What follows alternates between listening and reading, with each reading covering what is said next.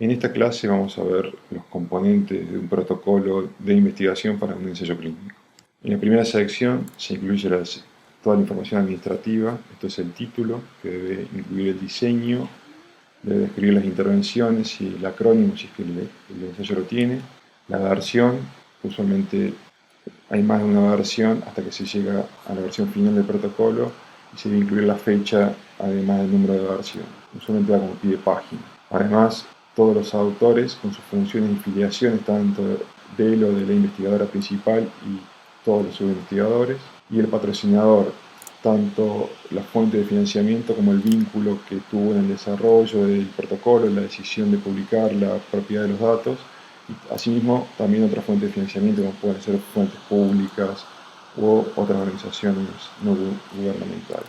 Y el número de registro, esto es el número que le dan los registros públicos de ensayos clínicos. Se recomienda fuertemente registrar todo el protocolo de ensayos clínicos. Esta es la página de clinica3.gov, uno de los registros, y esta es la plataforma de registro internacional de ensayos clínicos de la Organización Mundial de la Salud, otro registro potencial. Hay otras posibilidades, todas son gratuitas y de acceso público.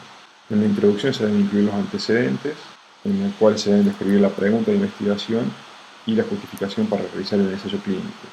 Acá se tiene que incluir un resumen de los estudios previos que hayan evaluado la intervención y además justificar la selección de los comparadores.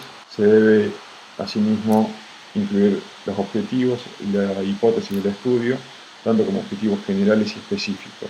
Recuerden que los objetivos se mencionan o se describen en infinitivo, y recuerden el acrónimo PICO como para recordar lo que debe estar en los objetivos.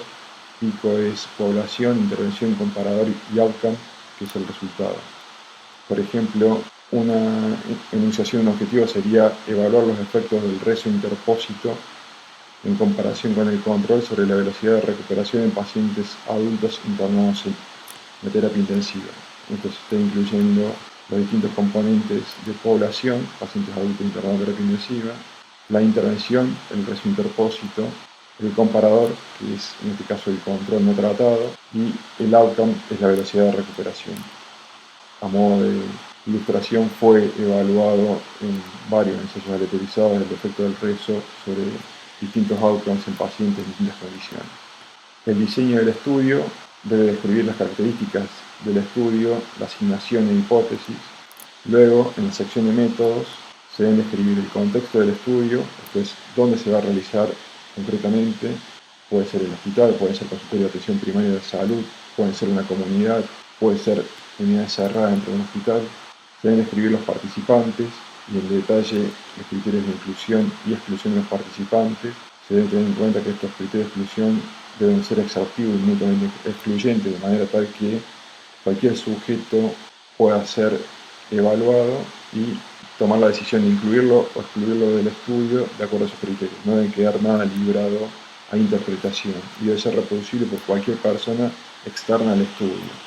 A veces hace falta describir los criterios, además, con los cuales se van a seleccionar los centros participantes en los estudios multicéntricos, y a veces en el estudio en clúster se tienen que describir criterios de inclusión e exclusión de los clústeres y de los sujetos dentro del clúster. En la sección de métodos también se tienen que describir todas las intervenciones de manera bien detallada. Estamos hablando de un fármaco, por ejemplo, el esquema de tratamiento, la dosis, la frecuencia, el intervalo de dosis, la presentación, todo lo que hace al fármaco, de manera que sea reproducible por alguien externo al protocolo.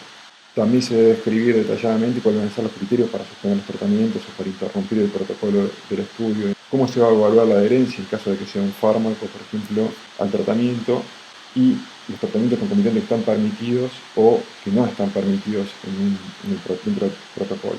También se tienen que describir los puntos finales, tanto primarios como secundarios, se los debe definir detalladamente. Se debe describir los métodos de evaluación y de medición de los puntos finales.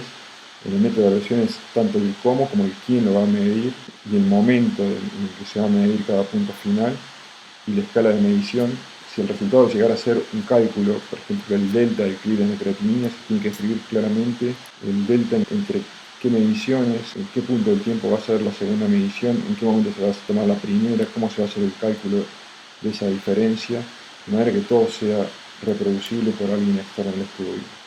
También se tiene que escribir el tamaño de la muestra, esto es el número de pacientes que se va a incluir, y justificarlo claramente. Usualmente el cálculo del tamaño de la muestra está basado en experiencias previas, de manera tal que uno puede estimar cuál es la diferencia esperada entre los grupos y en base a ello calcular el tamaño de la muestra ajustado para las pérdidas esperadas en el seguimiento.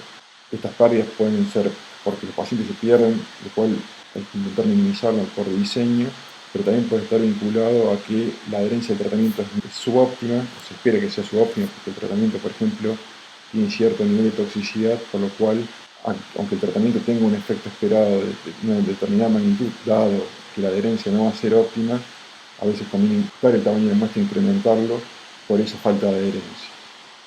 Se tiene que describir el reclutamiento, esto es cómo se va a hacer para identificar a los sujetos a ser incluidos en el estudio, en qué estrategia se los va a reclutar, cuál es la tasa esperada de inclusión y qué se va a hacer en caso de que el reclutamiento sea menor que el esperado. Usualmente lo inverso realmente ocurre. La regla es que uno estime un estudio, planifique un estudio, estime un tiempo de reclutamiento y un tiempo de seguimiento para los pacientes, con lo cual se puede planificar un tiempo total de duración del estudio, y la tasa de reclutamiento suele ser menor que la esperada, por lo cual uno debe tener preparada alguna estrategia para incrementarlo.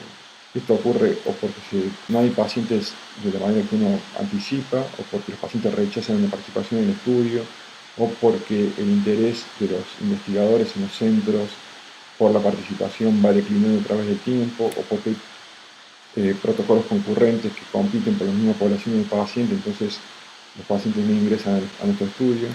Por lo cual, todo eso hay que pensarlo, anticiparlo y ver cómo lo va a abordar en el caso de que ocurra. Es útil adjuntar un cronograma del estudio. Este es un esquema de cómo sería el flujo de los pacientes a lo largo del estudio para que sea fácilmente transmisible tanto al resto de los investigadores como al comité que evalúa el estudio. Este es un esquema de un estudio bastante sencillo, en el cual se muestra cómo el flujo a través del estudio. El paciente ingresa al hospital, se lo evalúa, se lo aleatoriza, se mide un punto final a los 7 días, otro punto final a los 30 días y termina el estudio.